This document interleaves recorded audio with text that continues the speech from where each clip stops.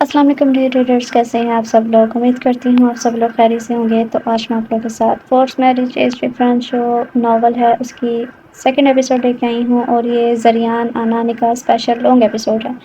امید کرتی ہوں کہ آپ سب کو یہ ناول پسند آ رہا ہوگا۔ تو جس نے ابھی تک چینل کو سبسکرائب نہیں کیا وہ چینل کو سبسکرائب کر لیں، لائک کریں، شیئر کریں اور اچھا سا رسپانس دیں۔ تو اب ہم ناول کو پڑھنا اسٹارٹ کرتے ہیں۔ ماما میں سچ ہی بول رہی ہوں، انہوں نے مجھے بیڈ ٹچ کیا لیکن کوئی میری بات پہ یقین نہیں کر رہا۔ وہ رونے والی ہو گئی تھی اور فائزہ بیگم کو اپنی بات کا یقین دلانے کی کوشش کر رہی تھی، لیکن چندہ ایسی باتیں سب کے سامنے نہیں کرتے، پرسنل باتیں ہوتی ہیں۔ وہ اسے سمجھانے کی کوشش کر رہی تھی، لیکن ماما ہم نے کہا تھا کہ کوئی بھی آپ کو بیڈ ٹچ کرے تو سب سے پہلے گھر میں بتانا ہے۔ فائزہ بیگم کو وہ وقت یاد آیا جب اعزاز 11 سال کی تھی اور حالے نور 9 سال کی تھی۔ تو اس وقت زریان اور روحان پڑھائی کی وجہ سے شہر والے بنگلے میں رہتے تھے۔ تب ان کے گاؤں کی ایک 10 سالہ بچی کے ساتھ ان کے سوتیلے چچا نے زیادتی کی کوشش کی تھی، لیکن وقت رہتے انہیں لوگوں نے رنگے ہاتھوں پکڑ لیا تھا، اسے سخت سزا بھی دلوائی تھی، اس لیے وہ نہیں چاہتی تھی یہ حادثہ کسی کے بھی ساتھ پیش آئے۔ تب حالات کے پیش نظر انہوں نے اظہر اور حالے کو پاس بٹھایا تھا۔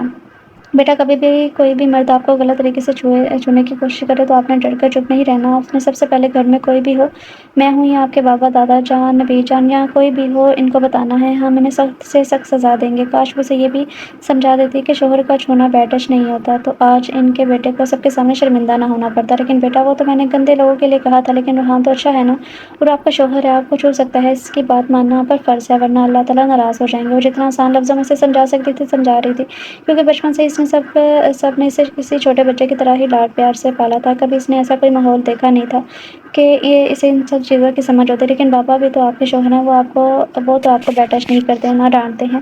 ان کی بات سن کر فائزہ بیگم کا دل کیا کہ اپنا سر دیوار پر دے مارے، پتہ نہیں کب بڑی ہوگی ان کی یہ لاڈلی۔ انہیں تو اپنے بیٹے کی فکر لگی تھی۔ بس حالے، اب زیادہ بحث مت کرو۔ آج کے بعد آپ روحان اور اپنی ایسی باتیں کسی کو نہیں بتاؤ کہ وہ آپ کا شوہر ہے، اس کا حق ہے، وہ آپ سے جیسے چاہے پیار کر سکتا ہے۔ آپ ان سے پیار کرنا، ان کا خیال رکھنا، وہ بھی آپ کا خیال رکھیں گے۔ مزید شکایت نہ سنو، میں انہوں نے سختی سے کہا تھا۔ سمجھ گئی نا؟ انہوں نے اس کے چہرے کو غور سے دیکھتے ہوئے پوچھا، جہاں اس کے گالوں پر ہلکا ہلکا گلابی پن تھا۔ اس نے اس بات میں سر ہلا دیا۔ انہیں خوشی ہوئی، چلو سب نہ صحیح کچھ تو وہ سمجھ گئی ہے۔ وہ کون تھا؟ اس سے پہلے اس نے کبھی اسے نہیں دیکھا تھا۔ سفید شلوار قمیص پہنے، کندھوں پر براؤن شال اچھے سے فٹ کیے 6 فٹ سے نکلتا ہوا قد، ماتھے پر بکھرے بال، سبز گہری آنکھیں جس سے وہ اسے ہی گھورے جا رہا تھا، مغرور ناک، بھیجے ہوئے لب، ہلکی بیئرڈ۔ وہ بہت پرکشش تھا، مگر وہ تھا کون اور کیوں لایا تھا اسے یہاں؟ لیکن وہ کون تھا؟ وہ اسے کیوں یہاں لایا تھا؟ کیا وہ گواہ ہو گئی تھی؟ یہ سوچ اس کی جان نکالنے کے لیے کافی تھی۔ کون ہے آپ؟ کانپتے ہوئے اس نے پوچھا تھا، جو اسے گھورے جا رہا تھا۔ اس کی نظریں اسے اپنے جسم کے آر پار ہاتھ جاتے ہوئے محسوس ہوئی تھی۔ زریان عالم اس کا نام تھا، یا کوئی پہاڑ جو اس کے سر پر گرا تھا؟ یہ وہ نام تھا جو بچپن سے اپنی ماں کے منہ سے سنتی آ رہی تھی، لیکن یہی وہ نام تھا جو وہ کبھی سننا نہیں چاہتی تھی۔ وہ بے یقینی سے دیکھ رہی تھی، تو کیا اس نے اپنے پیسوں کے بل بوتے پر اسے اغوا کر لیا تھا؟ تھوڑی دیر میں ہمارا نکاح ہے، جتنی جلدی ہو سکے آپ خود کو پریپیئر کر لیں، اس نے سر لہجے میں کہا اور پلٹ گیا تھا۔ وہ بھی صدمے سے نکل نہیں پائی تھی۔ ایک اور صدمہ، وہ جلدی سے اس کے پیچھے بھاگی تھی۔ دیکھیں، میں آپ کو نہیں جانتی، پلیز مجھے جانے دیں۔ آپ کو کوئی غلط فہمی ہوئی ہے، آپ کوئی غلطی سے مجھے یہاں لے آئے ہیں، پلیز مجھے جانے دیں، میرا نکاح ہے، میری امی انتظار کر رہی ہوں گی گھر میں اگر میں وہاں نہ ملی تو میری امی پریشان ہو جائیں گی، پلیز مجھے جانے دیں۔ وہ روتے ہوئے اس کے پیچھے چلتے منتیں کر رہی تھی، لیکن وہ رکا نہیں تھا اور باہر نکل گیا۔ اس نے پورچ میں کھڑے گارڈ سے کچھ کہا اور گاڑی میں بیٹھ کر باہر نکل گیا تھا۔ گارڈ نے اس کا راستہ روک لیا تھا، لیکن نظر اٹھا کر دیکھنے کی ہمت نہیں کی تھی۔ میم پلیز آپ اندر جائیں، پلیز بھائی مجھے جانے دیں، میری امی پریشان ہو رہی ہوں گی، پلیز مجھے جانے دیں۔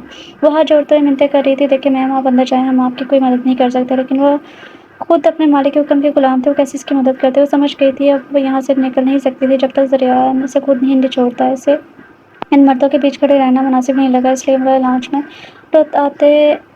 آ کر روتے ہوئے بیٹھتے چلی گئی تھی۔ اسے اس وقت بس اپنی ماں کی فکر تھی، پتہ نہیں کس حال میں ہوگی، وہ لوگوں نے کیا باتیں سنائی ہوں گی اس کے غائب ہونے پر۔ اسے نفرت تھی اس خاندان سے جس نے ان ماں بیٹی کو دربدر کیا تھا۔ اس کے باپ نے اپنی امیری کے غرور میں اس کی ماں کو کھلونے کی طرح استعمال کر کے پھینک دیا تھا۔ نہ جانے سے روتے روتے کتنا وقت گزر گیا اسے پتہ نہیں چلا۔ پیچھے سے قدموں کی آہٹ سنائی دی تو وہ جانتی تھی آنے والا کون ہے، اس لیے اٹھتے ہی مڑ کر اس نے اس کا گریبان پکڑ لیا تھا۔ کیا چاہتے ہو تم؟ کیوں مجھے یہاں لے کر آئے ہو؟ صرف مجھے بدنام کرنے کے لیے؟ کیا بگاڑا ہے ہم نے تمہارا؟ میری ماں تو تمہارا نام لیتے نہیں تھکتی اور تم نے ان کی عزت کو بھی بڑے بازار میں رسوا کر دیا۔ وہ غصے سے چیخ رہی تھی، سوجی آنکھیں، میٹھا میٹھا سا میک اپ، کپکپاتے ہونٹ، وہ کسی کا بھی ایمان ڈگمگا سکتی تھی۔ ہاتھ ہٹاؤ، اور جب بولا تو آواز سخت تھی۔ ایک پل کو وہ بھی گھبرا گئی تھی، لیکن اگلے لمحے وہ خود پر قابو پایا تھا۔ نہیں ہٹاؤں گی، تم میری عزت پر ہاتھ ڈال سکتی ہو، لیکن میں تمہارا گرفان بھی نہیں پکڑ سکتی۔ وہ بھی اس کی طرف بولی تھی، اچھا عزت میں ہاتھ ڈالنا کسے کہتے ہیں میں بتاؤں تمہیں؟ یہ کہتے ہیں، اس نے اس کے دونوں ہاتھ پکڑ کر اس کی کمر سے رگڑ اسے خود کے قریب کیا تھا۔ اسے اپنے ماتھے پر اس کی گرم سانسوں کی تپش محسوس ہوئی تھی۔ اس نے خود کو چھڑوانے کی بہت کوشش کی، لیکن اس کی گرفت بہت مضبوط تھی۔ اسے اس کی بے باک نظروں سے بہت خوف محسوس ہوا تھا۔ اس کی مزاحمت پر اس نے آرام سے خود سے الگ کیا تھا، لیکن اس کا بازو نہ چھوڑا تھا۔ اسے کمرے میں لا کر چھوڑا، ریڈی ہو جاؤ، مولوی صاحب آنے والے ہیں۔ آپ میرے ساتھ زبردستی نہیں کر سکتے، نفرت کرتی ہوں میں آپ سے۔ میں یہ نکاح کسی صورت نہیں کروں گی، کہ مجھے آپ سے اور آپ کی نظروں سے، آپ کے وجود سے۔ چیختے چیختے اس کا گلا بیٹھ گیا تھا۔ اس کی سوجی آنکھیں اس کے رونے کا پتہ دے رہی تھی، لیکن سامنے والے پر اس کے رونے چیخنے کا کوئی اثر نہیں ہو رہا تھا۔ اس شخص کے چہرے پر اطمینان قابل دید تھا۔ اوکے، چوائس از یورز، فیصلہ تمہارا ہے، تمہارا اپنا ہے۔ ایسا تو پھر ایسا ہی صحیح، مجھے تمہارا فیصلہ دل و جان سے قبول ہے۔ رہنا تو تمہیں اسی گھر میں ہے، اب نکاح کر کے رہو یا نکاح کے بغیر۔ اس کی گمبھیر آواز کمرے میں گونجی تھی۔ آپ کو کیڑے پڑے ہیں، آپ غریب ہو جاؤ، آپ گنجے ہو جاؤ، آپ کو کبھی کوئی خوشی نہ ملے، آپ مر جاؤ، مر جاؤ۔ اس وقت اسے جتنی بار دعائیں آتی تھی وہ روتے ہوئے دے رہی تھی۔ جب کچھ نہ بن پایا تو گھٹنوں میں سردیاں رونے لگی تھی۔ اٹھو، اپنی حالت صحیح کرو، اس نے پکارا تھا۔ مجھے تم سے نکاح نہیں کرنا، تم مجھے مار دو، لیکن مجھے نکاح نہیں کرنا، وہ چیخی تھی۔ اوکے، ہمیشہ کے لیے اپنی ماں کو بھول جانا کیونکہ یہاں سے تو تم نکاح کے بغیر نہیں نکل سکتی، اور پتہ نہیں اس وقت وہ کس حال میں ہوں گی، اس لیے اگر ان سے ملنا چاہتی ہو تو اٹھو، اپنی حالت درست کرو۔ 5 منٹ میں مولوی صاحب آئیں گے تو شرافت سے نکاح نامے پر سائن کر دینا۔ وہ کہہ کر باہر چلا گیا تھا۔ اس کے پاس نکاح کرنے کے سوا کوئی راستہ نہیں تھا۔ اسے بس یہاں سے نکلنا تھا اور اپنی ماں سے ملنا تھا۔ پتہ نہیں ان کا کیا حال ہوگا۔ کچھ ہی دیر میں اس نے اپنے تمام جملہ حقوق اس ظالم شخص کے سپرد کر دیے تھے۔ نکاح نامے پر سائن کرتے ہوئے وہ اتنا روئی کہ مولوی کو بھی اس لڑکی پر رحم آ گیا تھا، لیکن وہ زریان کو بہت اچھے سے جانتا تھا کہ وہ کچھ غلط نہیں کرے گا۔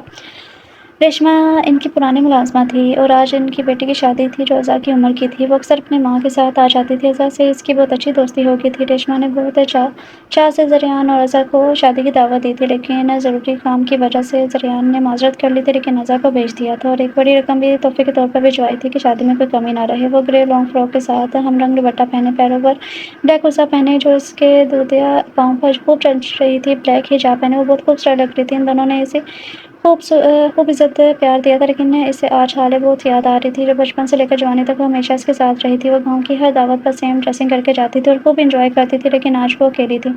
وہ کب سے بیٹھی خود پر کسی کی نظریں محسوس کر رہی تھی، لیکن جب اسے آس پاس دیکھتی ہر کوئی اپنے کام میں مگن نظر آتا۔ مگر اللہ اللہ کر کے شادی ختم ہوئی تو وہ بھی زریان کو اپنے ساتھ آنے کا انفارم کرتی ریشما سے مل کر گھر کے لیے نکل گئی تھی۔ باہر گارڈ اور ڈرائیور اس کے انتظار میں کھڑے تھے۔ وہ بھی خاموشی سے آ کر گاڑی میں بیٹھ کے ابھی رات کے 8 بج رہے تھے۔ شادی کا فنکشن دن کا تھا۔ مبارک ہو بیٹا، آج میرا یار بنا گھوڑی کے دلہن بن گیا ہے، بنا گھوڑی کے ہی دلہن بن گیا ہے۔ دلشیر نے اسے گلے ملتے ہوئے کہا تھا۔ فکر نہ کر، مجھ سے زیادہ انوکھی شادی تیری نہ ہوئی تو میرا نام بدل دینا۔ اس نے بھی جوابی کارروائی کی تھی۔ اب وہ اپنے بھائی سے ملنے لگا۔ بہت مبارک ہو بھائی، میں بہت خوش ہوں آپ کے لیے، جسے آپ نے چاہا اسے پا لیا۔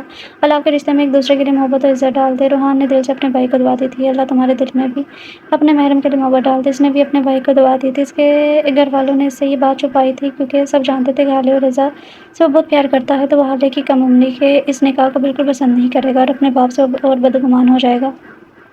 لیکن روحان نے کبھی اپنے بھائی سے کوئی بات نہیں چھپائی تھی، اس لیے سب کچھ اس کے گوش گزار دیا۔ پہلی بار وہ اپنے باپ کے کسی فیصلے سے متفق ہوا تھا اور ان کو دل سے دعا دی تھی۔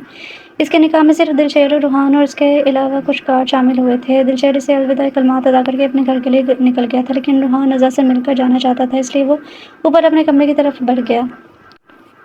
وہ کمرے میں آیا تو وہ آڑی ترچھی بیڈ پر پڑی ہوئی تھی۔ اسے کسی انہونی کا احساس ہوا تو وہ فوراً بیڈ کے پاس پہنچا تو وہ دیکھا وہ بے ہوش ہو گئی تھی۔ وہ پریشان ہو گیا تھا، اس کا گال تھپتھپانے لگا۔ اٹھو انا، اٹھو، کیا ہوا ہے تمہیں؟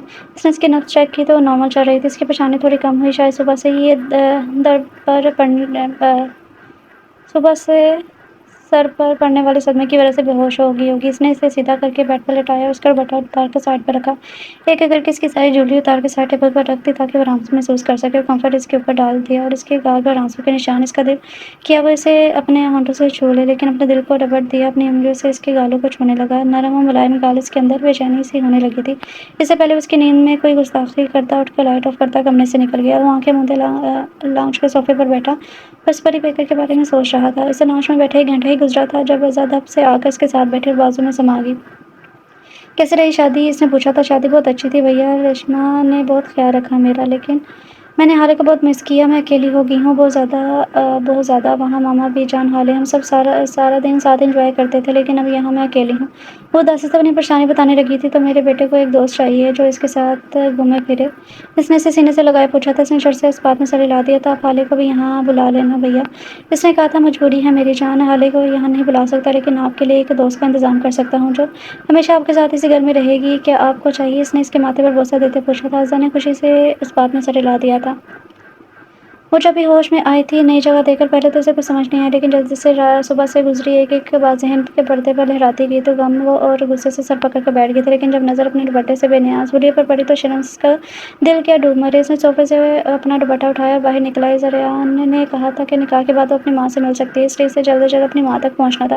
वो जो जल्दी जल्दी से निकल रही थी, सामने से आते किसी चट्टानुमा वजूद से टकराई। वो जो सुबह से भूखी प्यासी थी, टकराने से खुद को संभाल नहीं पाई। इससे पहले कि वो गिरती, किसी ने उसके कमर को मजबूती से थाम लिया था। अपनी कमर पर किसी की मजबूत उंगलियों का लम्स महसूस करके उसने झट से आंखें खोली तो नजरें इसकी सब्ज गहरी आंखों से टकराई, जो बहुत गहरी नजरों से इसे देख रहा था। खुद को इसकी गिरफ्त में महसूस करके वो झटपटाई, लेकिन सामने वाले से छोड़ने की वजह से एक झटका देकर सीने में बैठ गया था। इसकी पकड़ इतनी मजबूत थी कि इसे अपनी हड्डियां टूटती महसूस हुई थी। छोड़ो मुझे, मुसलसल मजामत कर रही थी, लेकिन सामने वाला शायद बहरा था, जो बस इसे महसूस करने में मसरूफ था। इसकी उंगलियों का बेबाक लम्स इसे अपने पीठ पर चलता हुआ महसूस हुआ था। जब इसकी तमाम मजामत बेकार गई तो इसने इसके सीने पर सख्ती से दान काट दिए। वो जो इसकी गुर्बत में मदहोश हो रहा था, झटके से छोड़ा और अपना सीना मसलने लगा। उफ जंगली लड़की, आप जंगली, आपका पूरा खान जंगली। मैं इसने भी साफ बराबर किया था। एक लफ्ज़ नहीं, मैं मज़ीद तुम्हारी बदतमीज़ी बर्दाश्त नहीं करूँगा। इसने होंठों पर उंगली रखे से वार्न किया था। अब इसकी आवाज़ में सड़पन था। तो वो इसकी उंगलियों को होंठों पर महसूस करके होंठों की तरह से देख रही थी। वो जो पहले इसकी खुशबू से मदहोश हो रहा था, मज़ीद खुद पर कंट्रोल नहीं कर पाया। उसके बालों को पीछे से मुट्ठी में भरकर इसके होंठों पर झोंकिया और अपनी सांसों को शिद्दत से इसकी सांसों में अंधेरने लगा। इसे लगा वो सांस नहीं ले पाएगी। इसने भरपूर मज़ाहमत की खुद को इस देव से छुड़वाने की, लेकिन वो शख्स एक इंच भी अपनी जगह से न हिला। जब इसे लगा वो सांस नहीं ले पा रही तो आराम से खुद से अलग किया था, लेकिन दूर करने की जहमत नहीं की। वो गहरे गहरे सांस लेने लगी। क्या चाहती हो? इसने पूछा था। मुझे मेरी अम्मी के पास जाना है, खुदारा मज़ीद जुल्म मत करें हम पर। इसने इल्तिजा की थी। ठीक है, चादर लेकर बाहर आ जाओ। 5 मिनट में वो इसे छोड़कर बाहर निकल गया था। रात के 2 बज रहे थे। घर में सब सो रहे थे। वो इसे गाड़ी में बिठा गाड़ी रोड पर डाल दी थी। पूरे रास्ते दोनों ने एक दूसरे से कोई बात नहीं की। इसने सोच लिया था एक बार वो घर पहुंच गई तो हरगिज़ भी वापस नहीं जाएगी। सीधा थाने जाकर इसके खिलाफ कोई किडनैपिंग का केस करेगी। जब गाड़ी जानने बचाने रास्तों पर चलने लगी तो उसका अपने आंसू पर बांधना मुश्किल हो गया था। आंखों से निकलकर गालों पर बहने लगे। ज़रियान जो कब से बर्दाश्त कर रहा था, गाड़ी झटके से रोकी थी। अब अगर एक भी आंसू तुम्हारी आंख से निकला तो मैं तुम्हें वापस ले जाऊंगा, फिर तुम कभी चाह कर भी यहाँ नहीं आ सकती। इसने धमकी दी थी। आना ने फौरन अपने आंसू साफ किए और मंजिल तक पहुंचकर खाली हाथ वापस नहीं जाना चाहती थी, तो इसने भी खामोशी से गाड़ी स्टार्ट की। 3 मिनट बाद वो अपनी गाड़ी तक पहुँच गए थे। गली बहुत छोटी थी, इसलिए गाड़ी का अंदर जाना मुमकिन नहीं था। इसने गाड़ी वहीं खड़ी की और इसके साइड का दरवाज़ा खोलकर इसे बाहर निकाला। गली में बिल्कुल खामोशी थी। इसे बहुत घबराहट होने लगी। न जाने इसके गायब होने पर इसकी माँ को क्या क्या सहना पड़ा होगा। इसने बेख्याली में सहारे के लिए इसको हाथ को सख्ती से थाम लिया था। ज़रियान इसकी हालत को समझ रहा था, इसलिए इसे लेकर एक दरवाजे के आगे खड़ा होकर हल्के से दस्तक दी थी। अगले ही लम्हे इसकी माँ सामने थी, जैसे इसी के इंतजार में बैठी है। उसने झटके से अपना हाथ छुड़वाया। अपनी माँ से लिपट कर बेआवाज़ रोने लगी थी। अम्मी मुझे माफ़ कर दे, मेरी वजह से आपको बदनामी हुई। अम्मी मैंने कुछ भी नहीं किया, मुझे माफ़ कर दे। और रोते हुए बोल रही थी और ज़रियान से सर इसका रोना बर्दाश्त नहीं हो रहा था। इसने इधर उधर देखने लगा था। उन्होंने इसे थाम कर अपने साथ चारपाई पर बैठाया था। ज़रियान को सामने कुर्सी पर बैठने का इशारा किया। वो खामोशी से बैठ गया था। अम्मी इस आदमी को हमारे घर से निकाले, इसने मुझे अगवा किया, मुझे ज़बरदस्ती अपने घर में बंद रखा, पूरे मोहल्ले के सामने हमारी इज्जत का ख़राब की। इसे निकालें अम्मी, वो हंसियानी होकर चलाई थी। रामा बेगम बहुत मुश्किल से इसे काबू किया था। शाना शोहर से ऐसे बात नहीं करते, उन्होंने धीमे लहजे में समझाया था। इसने झटके से सर उठाया। बेयकीनी से ने देखा तो क्या इसकी माँ जानती थी कि वो शख्स इससे निकाह कर चुका है? वो इतनी मुतमिन क्यों थी? उसने एक नज़र सामने बैठे ज़रियान को देखा जो उसे देख रहा था।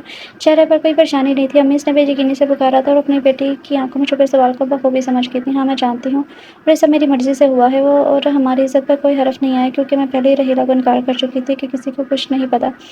लेकिन क्यों उसके लब धीरे धीरे फड़फड़ाए थे, क्योंकि मैं यही तुम्हारे लिए बेहतर है और ज़रियान तुम्हारे लिए एक बेहतरीन हमसफ़र साबित होगा।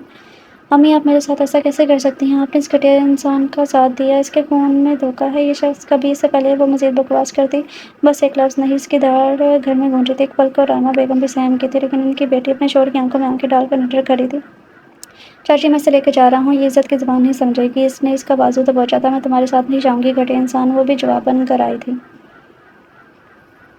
اس وقت زریان کے لیے خود پر قابو پانا بہت مشکل ہو گیا تھا۔ اس نے سختی سے اپنی مٹھیاں بھیجی تھی۔ اما اب زریان کا گھر ہی تمہارا گھر ہے، جاؤ بچے، بدتمیزی مت کرو اپنے شوہر سے۔ میں اس گھٹیا انسان کے ساتھ کہیں نہیں جاؤں گی۔ اس کے جسم میں جو گندا خون ہے، اس سے پہلے کہ وہ اپنی بات مکمل کرتی، چہرے پر پڑنے والے تھپڑ نے اس کی بولتی بند کر دی۔ اس نے بے یقینی سے اپنی ماں کو دیکھا۔ انہوں نے کبھی اسے ڈانٹا تک نہیں تھا اور آج اس انسان کی وجہ سے اس پر ہاتھ اٹھایا تھا۔ تھپڑ سے زیادہ تکلیف اسے اپنی ماں کی آنکھوں میں موجود اپنے لیے غصہ اور کرب کا ہوا تھا۔ اگر اسے یہ تھپڑ رائمہ بیگم نہیں مارتی تو وہ جان سے مار دیتا، جس نے اس کے خاندان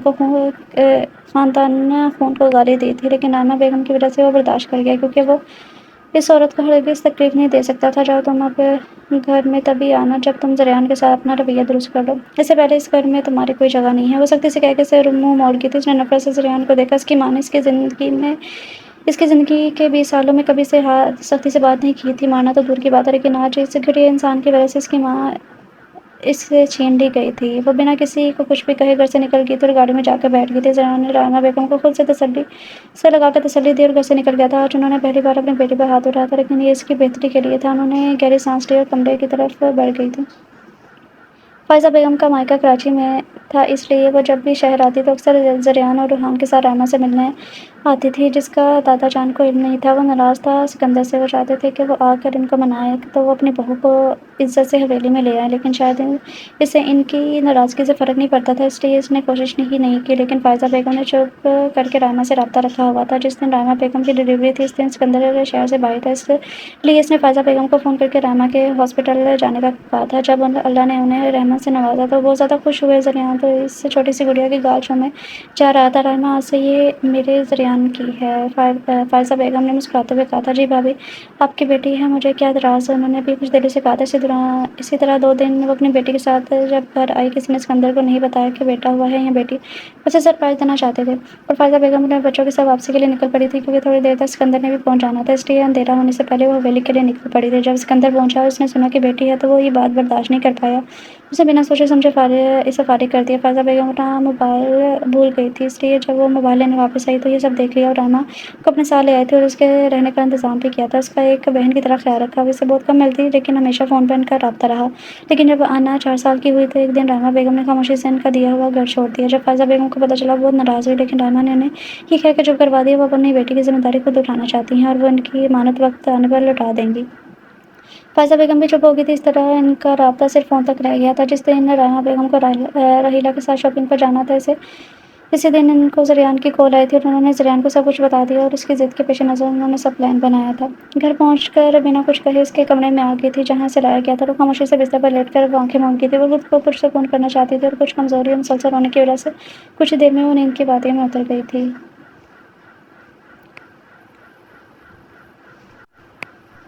صبح اذاں نماز کے لیے اٹھی اور چائے بنانے کی نیت سے کچن میں آ گئی تھی، لیکن باہر لان میں روحان کو ایکسرسائز کرتے دیکھ وہ بہت زیادہ خوش ہوئی تھی۔ اس سے لپٹ گئی تھی۔ وہ اکثر سے ملنے آتا تھا۔ بھیا آپ کب آئے؟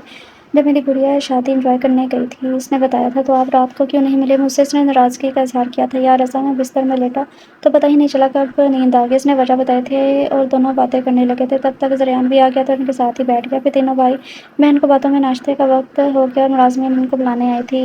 آپ چلیں ہم آتے ہیں۔ وہ ناشتے کی ٹیبل پر بیٹھ گئے تھے۔ بھائی بھابھی کو تو بلائیں، روحان نے زریان سے کہا تھا، جبکہ اذاں تو ناسمجھی سے دونوں کے چہرے کی طرف دیکھنے لگی۔ کون بھابھی؟ اس نے دونوں سے پوچھا۔ اس سے پہلے وہ جواب دیتی، سیڑھیوں سے زریان کے ٹراؤزر شرٹ میں ایک خوبصورت سی لڑکی آتی ہوئی نظر آئی تھی، جس نے زریان کی بلیک ٹی شرٹ جو اسے گھٹنوں تک آ رہی تھی اور گرے ٹراؤزر جس نے اس نے نیچے سے فولڈ کر کے برابر کیا ہوا تھا، دوپٹے سے بے نیاز کھلے بالوں کے ساتھ تھی۔ اذاں تو اس لڑکی کو دیکھتی کھڑی ہو گئی، جبکہ روحان نے نظریں نہیں اٹھائی تھی۔ البتہ زریان کا غصے سے برا حال تھا، اس کی دماغ کی نسیں ابری ہوئی تھی۔ وہ سیدھے اس کے پاس آئی، باقی کسی کو اس نے نہ دیکھا۔ مجھے کپڑے چاہئیں۔ وہ ڈائریکٹ اس سے مخاطب ہوئی تھی۔ روم میں جاؤ، اس نے سر لہجے میں کہا۔ کیوں روم میں جاؤں؟ مجھے بھوک لگی ہے، مجھے ناشتہ کرنا ہے تمہارے ساتھ، اور تم میرے کپڑوں کا انتظام کرو، آخر بیوی ہوں میں آپ کی، اس نے مسکراتے ہوئے کہا تھا۔ اذاں تو بیوی لفظ پر ہی اٹک گئی تھی اور آنکھیں پھاڑے اس نے دیکھنے لگی۔ روحان کو اپنا وہاں بیٹھنا مناسب نہیں لگا، اس لیے وہاں سے اٹھ کر جاتے ہوئے اذاں کا ہاتھ پکڑ کر اپنے روم میں لے گیا تھا۔ بھیا یہ سب کیا ہے؟ اس نے کمرے میں آتے ہی سے پوچھا تھا۔ یار بھائی انہیں پسند کرتے ہیں، اس لیے کل ان کا نکاح تھا، ان کی امی نے کروایا تو اب وہ ہماری بھابھی ہیں۔ اب اس سے مناسب لفظوں کا چناؤ کیا تھا، لیکن مجھے کیوں نہیں بتایا انہوں نے؟ میں کسی کسی سے بات نہیں کروں گی، اکلوتی بہن ہو کر بھی میں اپنے بھائی کی شادی میں شامل نہیں ہو سکی۔ کسی دن آپ بھی ایسے ہی نکاح کر لینا اور مجھے بعد میں بتانا۔ وہ ناراضگی سے روتے ہوئے بولی تھی۔ روحان تو گھبرا ہی گیا تھا، بیچارہ پریشان ہو گیا تھا۔ اگر اسے حالے اور روحان کے نکاح کا پتہ چلا تو کیا ری ایکشن کرے گی؟ لیکن پھر سر جھٹک دیا، وہ کون سا اصلی نکاح تھا؟ بس حالت کے پیش نظر کیا گیا تھا کہ وہ اب سچ میں اپنی محبت سے شادی کرے گا، تب اپنی بہن کے تمام ارمان پورے کرے گا۔ اچھا نا، ناراض مت ہو، کچھ وجوہات تھی، سب جلدی کرنا پڑا۔ اب رونا تو بند کرو، میری شادی میں اپنے سارے ارمان پورے کرنا۔ اس نے اسے بلانے کے لیے کہا تھا۔ تھوڑی دیر تک وہ بہک بھی گئی تھی۔ ان کے جاتے ہی زریعہ نے اسے کھینچ کر اپنی گود میں بٹھایا اور اس کا منہ دبوچ لیا اور اپنا چہرہ اس کے چہرے کے قریب کیا تھا۔ تم نیچے اس حالت میں کیوں آئی؟ جب اس نے پوچھا تو اس کے لہجے میں کوئی نرمی نہیں تھی، چہرہ غصے سے لال تھا۔ بس وہ تو اس کے کھینچنے پر ہی گھبرا گئی تھی، اسے ایسی امید نہیں تھی۔ سانسوں نے الگ ہی تیزی مچائی ہوئی تھی۔ بہت مشکل سے اس نے خود پر قابو پایا اور اسے دیکھ کر مسکرائی۔ اس کے چہرے پر سجا غصہ اسے مزہ دے رہا تھا۔ کیوں ڈیئر ہسبینڈ، میری حالت میں ایسا کیا ہے؟ کپڑے تو پہن رکھے ہیں، اس نے مزہ لیتے ہوئے پوچھا تھا۔ وہ اس لڑکی کی ہٹ درمی پر اسے گھور کر رہ گیا تھا اور بنا کچھ کہے اس کے ہونٹوں پر جھک کر اپنا تمام غصہ اس کے ہونٹوں پر نکالنے لگا۔ اس کی سانسیں بند ہونے لگی تو وہ اس کے سینے پر مکہ مارنے لگی، لیکن اس پر کوئی اثر نہیں ہوا تھا۔ جب اسے اپنے ہونٹوں پر اس کے خون کا ذائقہ محسوس ہوا تو اس نے آزادی دی تھی۔ وہ تھکا ہارا ہوا اپنے شہر سے لوٹا تھا۔ جیسے ہی لاؤنج پر قدم رکھا، صوفے پر نظر پڑی تو اسے حیرت ہوئی تھی۔ وہ معصوم پری بہ کر سکھڑی سمٹی صوفے پر لیٹی خواب خرگوش کے مزے لینے میں مصروف تھی۔ اس نے ایک پل کو سوچا اب اس کو اگنور کر کے آگے بڑھ جائے۔ اسے ابھی تک اس دن بیڈ ٹچ والی بات نہیں بولی تھی، لیکن اس کے قدم خود بخود اس کی طرف بڑھ گئے تھے۔ صوفے کے پاس پہنچ کر اسے دھیمے سے پکارا تھا حالے، لیکن شاید وہ نیند کی بہت پکی تھی، ٹسے مس نہیں ہوئی تھی۔ اس نے 2-3 بار آواز دی لیکن کوئی فرق نہیں پڑا تو اس نے اسے بازو سے پکڑ کر ہلایا تو ہڑبڑا کر اٹھی تھی۔ سامنے اس دشمن جان کو دیکھ کر وہ گھبرا گئی اور جلدی سے کھڑی ہو گئی۔ دوپٹہ اس کے قدموں میں سلامی دے رہا تھا۔ آپ کب آئے؟ اس نے جلدی سے پوچھا۔ میں کب آیا کب کیا؟ یہ تمہارا سر درد نہیں ہے؟ مجھے یہ بتاؤ تم یہاں کیوں سو رہی ہو؟ اس نے سر لہجے میں پوچھا تھا۔ وہ میں آپ کا انتظار کر رہی تھی، نظر جھکائے کہا۔ کیوں؟ تاکہ سب کے سامنے میری عزت کو دو کوڑی کر دو۔ اس نے بھی خوب بھگو کر طعنہ مارا تھا۔ نہ جانے کیوں آج حالے کی آنکھیں عجیب لگ رہی تھی، وہ اسے شرما رہی تھی جب کہ اس نے تو ایسا کچھ نہیں کیا تھا۔ نہیں پلیز سوری نا، میں پکا نہیں کروں گی روحان بھا، اس نے بھیا کہنے سے روکا خود کو۔ نظریں ابھی زمین پر ٹکی ہوئی تھی۔ ایک تو اس کا حلیہ ریڈ کلر کی کرتی کے ساتھ بلیک پلازو اس کی گوری رنگت پر خوب چمک رہا تھا، اوپر سے بنا دوپٹے کا سراپا اس کے لیے امتحان بنا ہوا تھا۔ اس لیے بنا کچھ کہے وہ جانے لگا کہ اس کے قدم تھم گئے تھے۔ اسے اپنے پیٹ پر نرم ہاتھوں کا لمس اور سینے پر کسی کی گرم سانسیں محسوس ہوئی۔ اپنی جگہ پر پتھر کا ہوا تھا۔ وہ ایسا کیوں کر رہی تھی؟ پلیز مجھے معاف کر دے، کبھی بھی ہماری باتیں کسی کو نہیں بتاؤں گی۔ مجھے پتا ہے اللہ اور شوہر دونوں ناراض ہوتے ہیں، کسی کو بھی ناراض نہیں کرنا چاہتی۔ آپ ناراضگی چھوڑ دیں۔ اس کے ہونٹوں کا نرم لمس اسے اپنے سینے پر محسوس ہو رہا تھا۔ اس کی دھڑکن نے الگ شور مچایا۔ اسے خود کو روکنا انتہائی مشکل کام لگ رہا تھا۔ اس نے جھٹکے سے اس کے ہاتھ سینے سے ہٹائے اور لمبے لمبے ڈاک بھرتا اپنے کمرے میں چلا گیا۔ اللہ جی، میں نے منانے کی کوشش کی لیکن وہ نہیں مانے، لیکن میں ان کو روز مناؤں گی، بس آپ مجھ سے ناراض مت ہونا۔ ابھی مجھے نیند آ رہی ہے، صبح پکا منا لوں گی۔ بھی جانا اور ماما کے سمجھانے کا اثر تھا کہ اس کے چھوٹے سے دل میں وہ نقش ہونے لگا تھا۔ وہ اس کی کچی عمر میں آنے والا پہلا مرد تھا جس نے کورے کی طرح صاف دل پر اپنا قدم رکھ دیا تھا۔ اسے پتا تو نہیں تھا کہ شوہر کو کیسے مناتے ہیں، لیکن وہ ہمیشہ ازا کی ناراضگی پر اسے ایسے ہی منایا کرتی تھی۔ اسے لگا کہ وہ بھی مان جائے گا، لیکن وہ نہیں مانا۔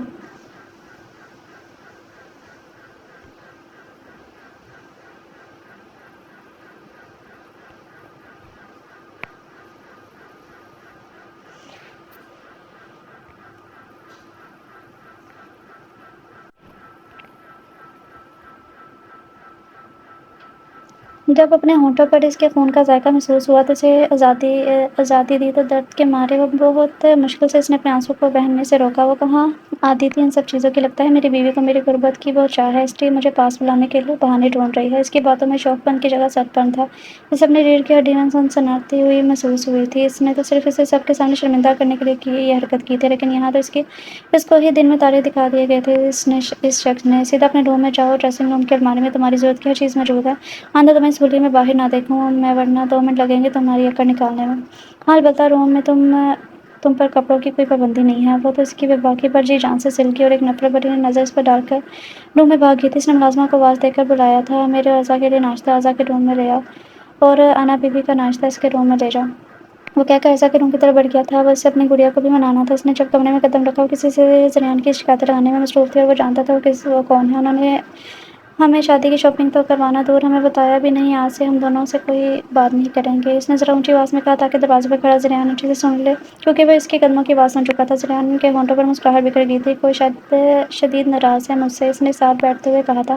میں بھی ناراض ہوں بھیا، حالے فون پر لگنے لگی جو زریان تو نہیں لیکن ازا سن چکی تھی، اس لیے فون اسپیکر پر ڈال دیا۔